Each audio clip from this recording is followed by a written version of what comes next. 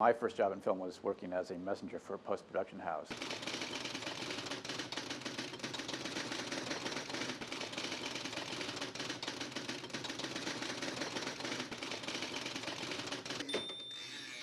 I got fired for splicing a very important print together in the wrong order for a big screening. So I was driving a cab, and I kept looking for jobs in the film business. I had decided to make this little documentary film called Together.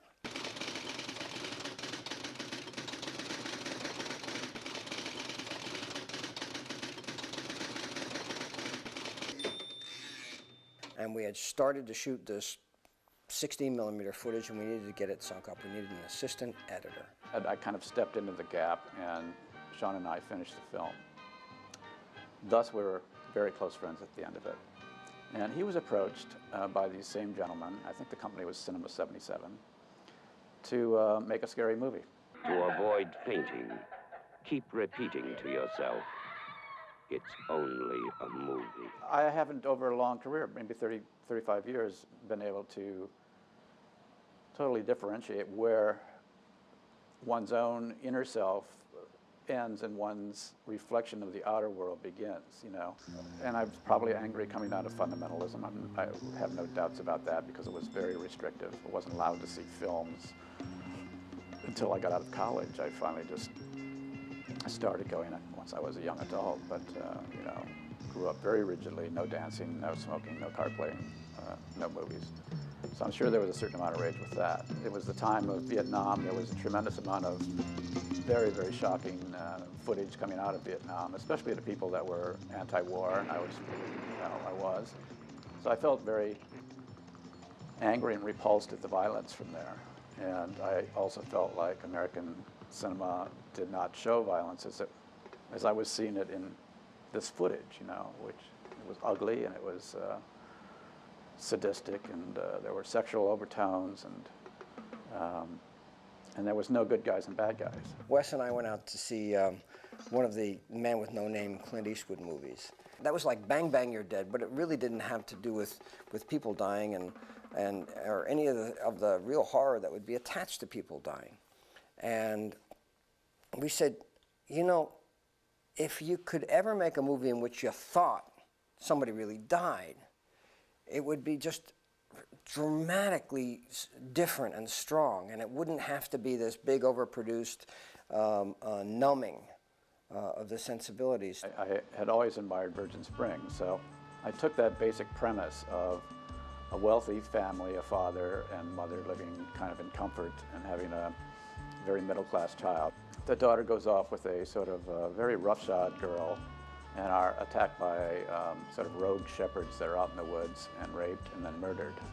And then the shepherds take shelter in the house of the parents because there's a storm, and the parents in the middle of the night discover the bloody clothes of their daughter, realize what's happened, and set about to murder all the shepherds. I always thought that was a fabulous, bare-bones story and a great sort of switching of how people that are peaceful can become, you know, violent, and how the violent, sometimes you can start to feel a strange sympathy for them when you see that they're terrified and in way over their heads. So sort of took that, and I think I wrote it in a long weekend on Long Island. The first indication I had that it was powerful was, in those days you had to have your scripts typed up by people on mimeograph machines. This gives you an idea how long ago it was. And we had problems getting it back, and finally Sean went over there and said, what's taking you so long? And they said, we're so sorry, but everybody is like reading every page as it comes out off of the typist, and this script is amazing. It's like horrifying. And I kind of just had that sense that I've had a couple times in my career that this is something that people are going to talk about, and it's going to have huge impact.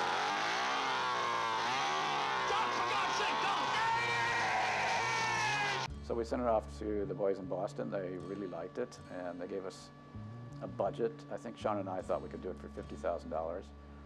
Sean's idea was that we could actually do it for 40. We'd pocket the 10 and be rich, you know, 5,000 each. And instead, the producers there, or whoever you want to call them, they were really theater owners, mostly outdoor theater owners, gave us $90,000.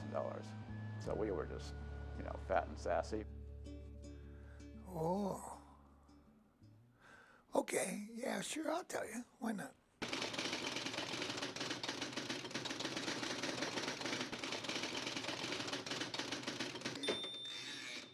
I was an actor. I was a trained stage actor that just, the first time someone said to me, do you want to get laid in a movie and get paid? I said, whoa, yeah. It sounds kind of strange because at the time I was doing Broadway plays. But it appealed to me and I did it. I read for Sean for this movie and someone else got the part. And he said to me, I'll call you later, which he did. He called me later for what is now called Last House on the Left.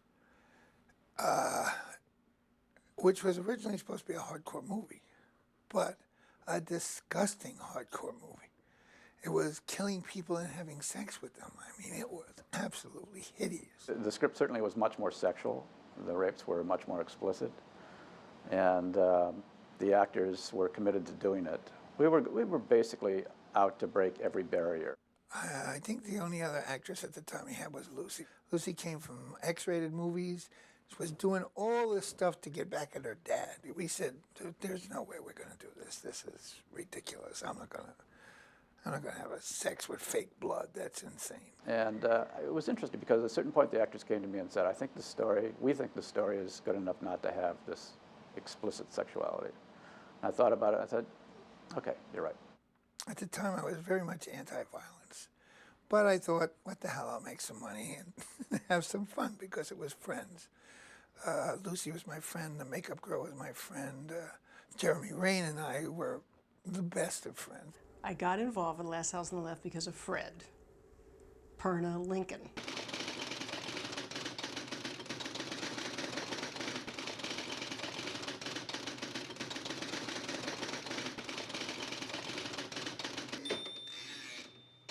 And he sent me to West and Shawn. And they told me that I was too young and that the character was in her 40s and I was 21 years old. And I said, but I can be older, I can be anything. You know, when you're starving, you can be anything. And we needed people that were willing to do the script, which in some ways prevented, you know, any known actor from coming anywhere close to it. I was in a play at the time, playing Susan Atkins, killing Sharon Tate every night off Broadway. And that's how I wound up getting this part, Sadie. So I kind of was doing killers and nurses. That was my entire career. And I guess the New York Times said I was a study in violence. So I don't know, somewhere within me, there's clearly someone who can play that. These girls, want to buy some grass. Come on in. It was pretty much straight ahead casting, except we went in areas that probably a lot of casting people didn't go into. I won't go into too much detail because I think certain things should be taken to one's grave. And I read a couple scenes, and then when they weren't looking, I looked through and saw a couple other scenes, and it said that I cut some woman's breast off and ate it. And I remember saying, I can't do that. And they told me not to pay attention to the script. They weren't going to use any of those things. I went downtown to Sean Cunningham's office, and they had this schleppy little office in I think it was in the 40s, right off of between 5th and 6th.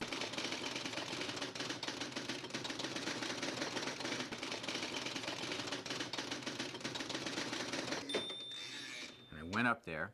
The office was real, like dusty and dirty, and they had a Steenbeck on one side and chairs on the other. So I figured, when you're an out-of-work actor in New York, anyone willing to give you a job makes a good impression.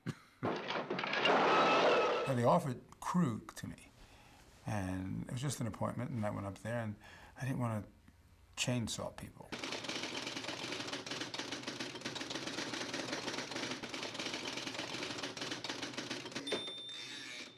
I wanted to do funny stuff, and I said, "Can I play the deputy?" And they said, "Sure." But I said, "I have the guy who can do the music for you and could play Krug." I said, "Let me go and come back. I'll bring you your Krug." I was told by my sister's boyfriend, Marty Cove, that they were doing this film.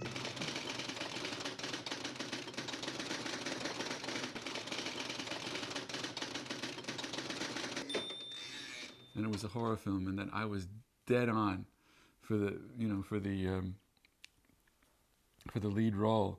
They wanted a guy as big as I was, and he wasn't as big. what happened was that it was this hot day in the middle of August. And I brought back David. I outfitted him in 5 different sweaters, full regalia sweaters, threw down the arms, one so I could build him up and make him look huge. And my God, by the time we got past Central Park, I'm friggin' dying, man. All right. And I'm just, you know, I'm sweating. And so we got to 45th Street, and they were going to park the car. And I said, bullshit, you're parking the car. I jumped out of the car in the middle of the street and ran down the block because I'm dying here. And I run into the, you know, run up the stairs and run into the audition. And I say, all right, I'm here, goddammit. Now, what do you want me to do? David Hess is a lunatic. David, you're a lunatic. I'm David Hess. You asked me to come here. I mean, I'm just carrying on like a friggin' fool. And he had this just incredible energy. He wanted to do this movie so badly. I said, wait a minute, just wait a minute, you know. So I'm sitting in the office and I'm waiting for about 10 minutes. And they come out and they said, well, you got the role. And I want you to blow your brains out. I think it was Wes that said, oh, by the way, what do you do? And I said, well, I'm a musician. And he said, oh, yeah? I said, what? So I gave him my resume in terms of being a musician. So he looks at me and says, well, would you like to do the music? Oh, Weasel and Junior, Sadie and crew, out for the day with the Collingwood brood, out for the day for some fresh air and sun. Let's have some fun with those 2 lovely children, then off them as soon as we're done. The building we both were working in was full of cinema verite documentarian. Leacock Pennybaker, who did Monterey Pop and Don't Look Back, the Dylan biography. So that was kind of the style that we were used to. Wes wanted to create a verite sense of reality, and he felt that if he shot it more like a newsreel, that it would have a certain credibility and a plausibility that we wouldn't be able to get with a sort of a more slick Hollywood style. We got basically a documentary crew, a cinematographer named Victor Hurwitz who had his own camera, so we didn't have to rent a camera. And I think we had a crew of maybe 7. We shot the New York scenes first, the city scenes, and then we moved up to Connecticut. So we spent a week in New York and I think 4 weeks in Connecticut. Oh, it was a terribly difficult shoot. We had no idea what we were doing. I'd never gone to film school, never read a book about making movies, knew nothing about screen direction, master shots, coverage, anything. When you're a young actor and you're doing your first work, your first couple of jobs or whatever, there's no such thing as a bad shoot or a difficult shoot. The reason being you have nothing by which to judge it, and everything is a brand new experience. The shoot in general, since it's the first movie I'd ever been in, it was easy. You know, when you want to know how much it cost to make this movie was done in Sean's backyard, you know. And what I remember is Mrs. Cunningham running around trying to figure out what her son was doing and why he had all of his friends over at her house with all this equipment. We didn't know what we didn't know.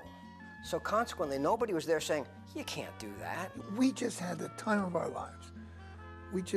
It was just wonderful. Your adrenaline's running, you know, at such a peak level that no, I mean, you don't even have to eat. And we bonded on many different levels because to be able to work as a unit, you have to have some kind of a feeling for the other actors. And we were all, you know, this was a first attempt. Why don't you just lay back and enjoy being inferior? Zoom off, you male chauvinist dog. Pig, Sammy. What? Male chauvinist pig. Fred Lincoln and Jeremy Rain were the other 2 members of our gang. Fred, I believe, had done a bunch of adult movies prior to this, so Fred had more experience in front of a camera than any of us. Fred Lincoln became a friend, a professional friend of the family. He was a very nice guy. He was a moderating influence. He was very calm, and he had this wonderful wry sense of humor. He was a very good guy to have around. Fred's a funny guy. I mean, I remember Fred only with good things. He talks like this. I remember how perfect he's like, yeah, David. That was the first movie David had ever done. And we all used to sit together at night and figure out what we're going to do the next day, and we'd talk about it. I met David Hess, and we're instant friends. Even though I figured this was a brute of a human being. Hit her in the stomach with all your might. Stop it! Stop it! You're gonna kill someone if you're not careful. What the hell are you doing? I thought Mark was like Woody Allen. I thought he was very funny. I actually thought he was going to go on and be famous. And I thought David had incredible power, incredible anger, which comes across. And I thought that Fred was so funny as Weasel Podolsky. You guys ain't cows, is you? Little cows looking for some grass? Huh? Let me hear you move. Come on. Huh? Move. I don't really think there was any weak links in the acting. I thought I bought everybody in the movie, and some of them had very little experience. The actors involved created this perverse family unit that became part of Krug's company, as it were. I think Wes's intent was to create like the anti-family, and to create, put the structures in there, the kind of normal structures of a mother, father, and a child and a relative, but then populate it with bizarre, decadent, murderous people. I think they all did a really brilliant, intuitive job of acting that. I never had a problem with the acting. I mean, that was easy to do. I was captain of my rugby team at that time. I had no problem with controlled violence. So I was able to bring that onto the screen. David Hess, laid back, don't belong in the same sentence. David hasn't had a laid back moment in his entire life. Piss your pants. You want me to talk about my childhood? My childhood was one of being ignored. And what do you do when you're left to your own volition as a child? You develop fantasies. So that was one thing that I could do very quickly. I could fantasize anything on a moment's notice. And that's essentially what I did with Krug. It was organic. He's a pedal to the metal guy, and I love him. David is a big, strong guy. He was, he was young and full of himself. And I think his version of acting at the time was to try to be the character in the moment. Now, I don't want you girls to worry. I mean, we just wanted some company, that's all. For instance, the rape scenes essentially said, we're going to shoot this 3 times. We're going to take it from beginning to end. And I'm going to put the camera in 3 different places, just as if I had 3 documentarian cameras at a real event. And then somehow I'll cut it together. Sandra was your archetype, upper middle class, Protestant, repressed Protestant, and how do you deal with that? How do you deal with it? Well, you try to find ways of stabbing her in her repression. So when somebody is shaking you and threatening to rape you and carve his initials on your chest, and you're lying on the ground and this person is over you, it's kind of a terrifying, ugly place to be. I scared the living shit out of her, man. She really thought I started to pull her pants down and grab her tits and everything, and I mean, she really, and I looked up at Wes at one point and I said, "Can I?" And then she freaked. That I think she often wasn't acting. It was a film very much on the edge.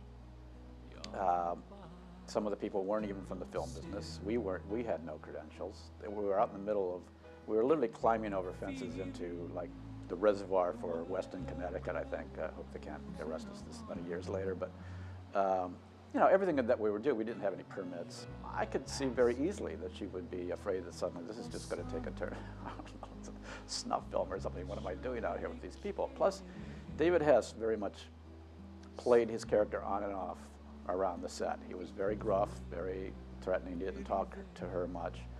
And I think Sandra really was afraid of him, and probably of Fred a bit too. She actually left the night before we were going to shoot. And she was somebody that I knew from legitimate movies too. We had done things together. And I talked to her, told her, "Tony, a movie, nobody's going to hurt you, but you want to know something?" She was afraid of me, she was afraid of David, and she was afraid of Jeremy the whole time we were shooting. I'm sure they had a very, very bad time with it. And I didn't hang out with the girls. I never really got to know them. They probably hated me. think she really got into this fear thing, because what you're seeing in her face is real fear. I live over there. I live across the street. Come on, please. I had one scene with her, if you recall in the film, the scene where we're sitting over the ledge. There's a ledge and there's water underneath it. And we had done like I don't know, more takes than I was getting really upset because, you know, I was hitting it all the time and, you know, she wasn't getting it. So I recall turning to Wes and saying, give me 2 minutes with her. And what happened was I grabbed her and I put her head over the cliff. And I said, if you don't get it right the next time, I'm going to throw you over here. And like Wes will shoot it, and it'll be great footage, and you'll get hurt, and you know they'll call an ambulance, and that'll be that. But you really need to do this because I will throw you over. And she got it on the next take. Willow, do you have a girlfriend? Oh, sure. I got lots of girlfriends just waiting to get me. I don't think you do. Well, you're right. And Lucy, on the other hand, was totally open, and she would go anywhere that the scene allowed it to go, and consequently, she really was, you know, she was believable. The actors really got into it, and I'm not just saying in the obvious, in the violence or in the sex, but for instance, Lucy said something to the younger, more naive girl. There's just you and me here, there's nobody else here, which was totally improvised, right on the spot. And it was so moving, so touching. Just you and me here, nobody else. Wes was wonderful because when he saw something, he let us go with it. So there was a lot of improv that developed throughout the filming. As long as we were within the camera and within the frame, we could pretty much do what we wanted. You know, I would emphasize that I knew very little about how to handle actors. I don't remember getting any direction from Wes. The one thing I did do, which I still do, is I would say that you haven't gone far enough. You know, you have to let more out. You have to be more courageous in just letting your emotions out. He wanted that kind of, documentary, natural. He didn't want a lot of the actors' movements to be structured. He gave us the characters, we worked on them, and kind of let us go.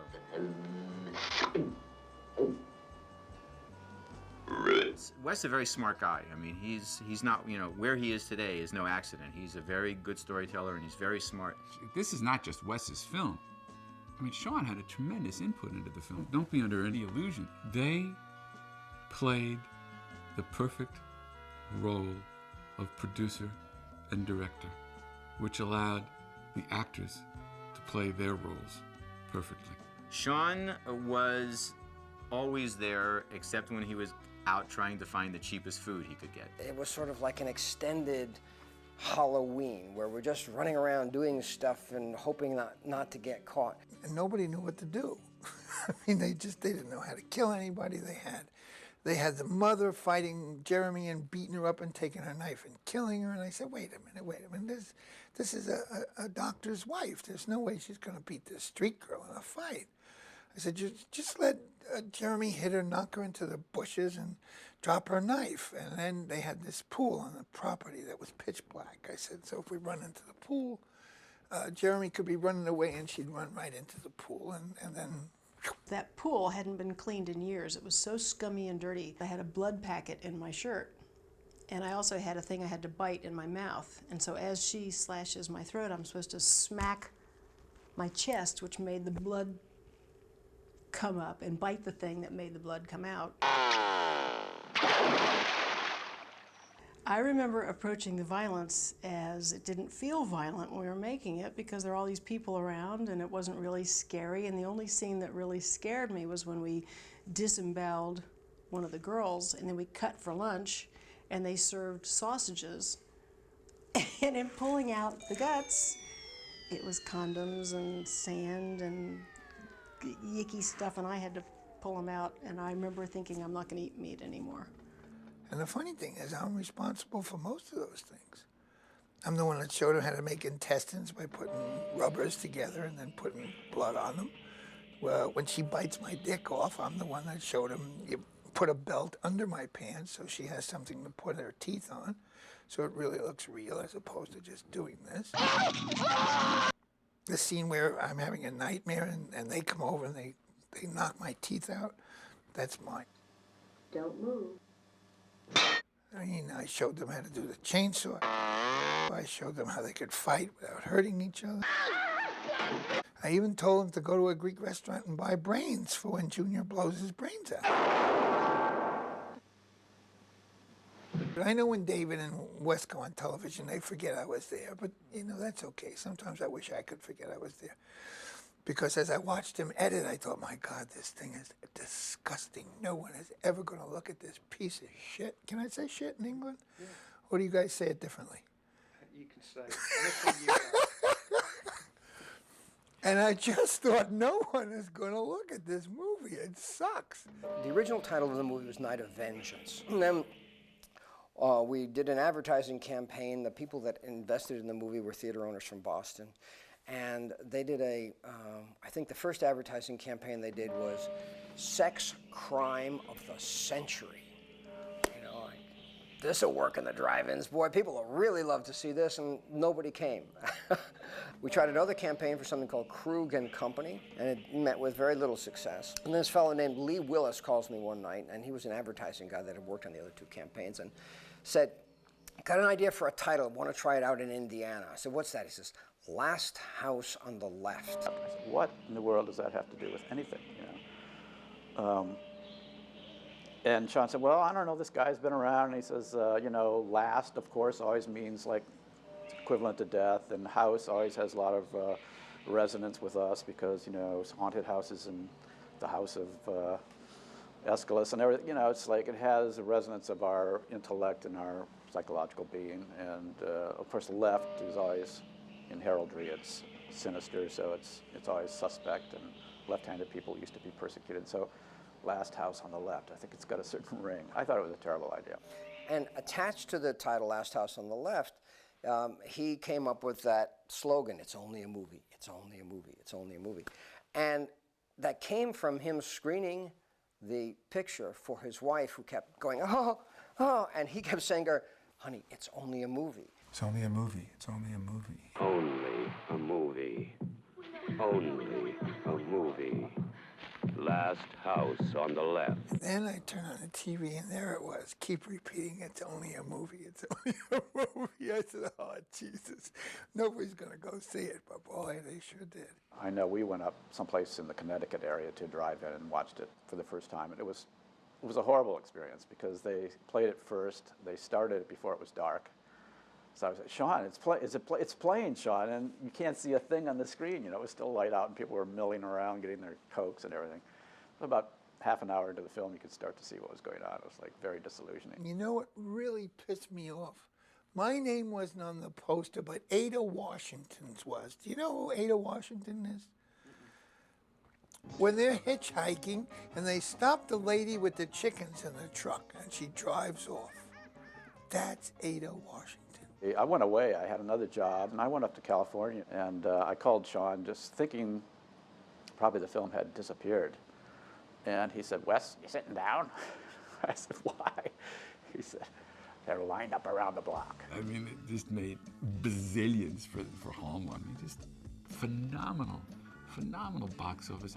It was a combination of fantastic box office and enormous controversy. I don't think that we understood at the time how emotionally disturbing the film could be to some people. You have to understand, this is the first movie that ever actually showed the violence, the cutting, the everything. This movie showed it.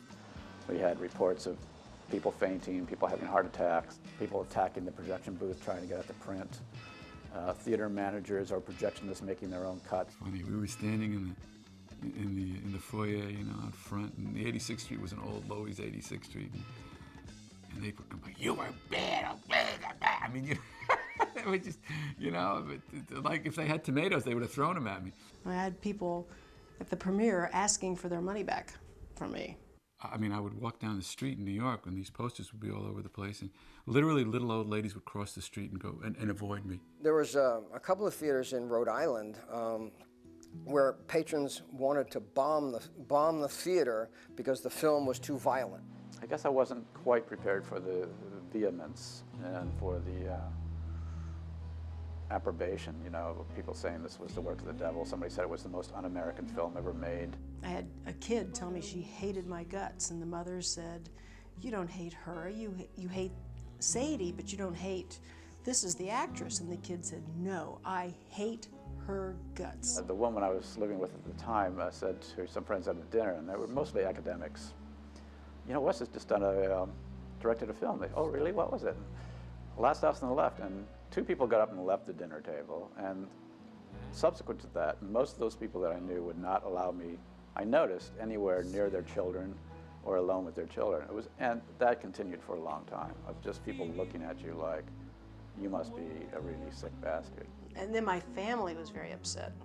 I'm from West Virginia, and when it went to my hometown, I think my parents didn't speak to me for a year. It's very interesting. It's either I'm a very sick bastard or I showed something that people don't like to be shown, which I suspect is what the actual truth is. In its professional ignorance, its stylistic ignorance, it created its own style and created something that had never been done before. There's certain things you're not supposed to say or show, and all sorts of mythologies are concocted to enforce that, you know, that this is going to be harmful to children, or this is, I don't know what, but I think it's really, there are certain truths that are so painful and ugly that people don't like them to be aired. I can go both ways. I can really like it as a semi-documentary, and I can hate it as a gruesome film that I would never let my children see. I had no idea that what I had done was so violent and scary, and I was upset. I was kind of sorry. I believe it's important, certainly in the area of violence. I think the more you know about violence, the more you can walk away from it or won't be attracted to it. The more it's glamorized, the more it's shown to be kind of a glib solution to things. And people walking away heroically, you know, the one-shot Western hero. I think the more that people up there, you know, in government or whatever can say, "Go do that, you'll be a hero," you know, and you come back shattered. So I don't regret anything I did. And the father tells the mother, "Wait for the rain, wait for the rain." And the road leads to nowhere. The fact that it is banned in England, yes, it did surprise me, because it's only a movie, we would say. Censorship is done out of a lack of knowledge for no other reason. Well, England, I thought you were ahead of us. Guess you're not. Who is to say what's right or wrong? I don't agree with censorship. I think it's terrible. Actually, I wish it would have been banned in the United States, to be honest with you. I don't think anybody can look at that film and say, "I'm going to go out and do that. That's really cool." You know, it's so uncool, everything that happens in that movie. And I just hope that something good will come of that movie, that it won't influence anyone to do anything violent, that it'll maybe shine a bad light on violence. And I hope nobody ever does anything bad because of me. That would make me very sad. I would hope that somebody would see that and say, "Oh my God, I hope I never ever do anything approaching that." I don't hold to the view that people that go in to watch horror films commit the same acts that are being committed in the film because they're driven to do that. I think you have there's always a lot of deviant, well, not a lot, but there's always deviation or deviants that will go and they'll see a film and they'll do something, but that doesn't necessarily relate to the film, that relates to them personally. I don't go back and watch that film, you know, but I think it certainly deserves the right to exist for people to choose to see if they want to. Well, I still thought it was a piece of shit. I thought it was absolutely horrible. I read recently in a book on Last House that Fred lists that as the one thing he's ashamed of in his life. Probably about 80 girls got raped after that movie came out. Not something to be proud of. Yeah, well, great. So he's making porno films. That's not harmful to society? You know, fucking and sucking on the screen all the time? My mother never got over that. She got over me doing X-rated movies, but she never got over me doing that one. Look at his performance. How can you be opposed to him? He took that seriously. There was something very cold and intuitive about his acting. I think he showed a side of himself, perhaps, or of life that is very, very hard to see. Very deeply cruel, cold, without emotion during killing, that is disturbing. Hey, if he's embarrassed by it, that's okay. You know, I mean, he's entitled to whatever way he wants to think. The one thing that upset me after the movie came out was none of the reviews said we were good actors. They just said, "Oh, the violence is so real, and the bad guys are so real that you find yourself rooting for them." And I thought, it's acting, you idiot. What do you think? You went out and hired 4 psychopaths to do this movie? We're actors. Why don't you say that? After Last House on the Left, both Wes and I were kind of victimized by our success. I think it made it almost impossible for me to work in other genres. It took me probably 32 years to get a chance to do something out of the genre. Nobody was going to hire us to do love stories or comedies or any of the other things that we might have been attracted to at the time. Where do you go from Krug? Where do you go? What else can you do? You know, I've done a few of the conventions, you know, that all of a sudden you get pulled back into the convention circuit or pulled into the convention circuit. And, you know, I've met Kane Hodder and I've met the Freddy Krueger, which was a takeoff on the Krug role anyway, you know, but with a mask, etc. And it's funny being a super baddie and the only one that doesn't wear a mask. The only one that has a chance for people to see my face. Watch me grow old. I get people call me every year. "Oh, we're having a convention this year in Detroit. You want to come, Fred?" No, I don't want to come. And I always think it's going to get so bad that it's finally funny. And I'll see it, and it still hasn't quite made it to so bad that it's good. It was fun. It was really fun to make it. Because I was sleeping with Lucy and the makeup girl. And that made it all right. That took the violence away from it. See, it's things I can think about now that I'm a little old man. To have done something 30-some years ago in my life that's still haunting me is something to be proud of. I think only having children beats that. You know, maybe almost proud at this point. It's like, it's been a long time. Of course, how many directors or producers can say 30 years later their movie is a cult classic or a regular classic? I mean, you know, it just doesn't happen. I'll tell you, more than any other film I've made, that's the one that people mentioned is that's the one that really scared me, or that was the best thing you've made, which is unusual. I mean, sometimes I find myself looking at those people and go, wow. Or I often wonder, why is it that Last House holds up the way it does? Why is it that people seem to be interested in it even 30 years after the fact? And I think that part of it has to do with a raw energy. It's quite remarkable that a film made 30 years ago for $90,000 with total amateurs at all points is still around and is, you know, being re-released and still has controversy around it. So I think it does have a strength. And I think because it's so raw, you know, it's not dated that much because it's primal. Because it doesn't look away from a very ugly truth. It literally does not look away. It does not cut. It does not fade to black. It just stays until the act plays out, and then you see all the after effects unblinking. And I think many, many people depend on films to blink at a certain point. Last House on the Left does not blink. Wheels turning, some of the leaves turn round. Is that okay for you? That's great. Thank you. Coming together. Thanks. You're welcome. Oh, give my love to the Queen. Gathering cherries off of the ground.